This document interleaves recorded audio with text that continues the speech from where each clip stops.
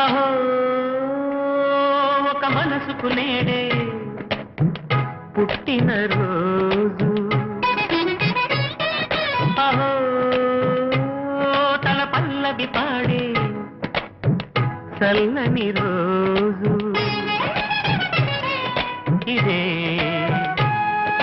ఇదే కుహు స్వరాల కానుక, మరో వసంత గీతిక జనించు రోజు.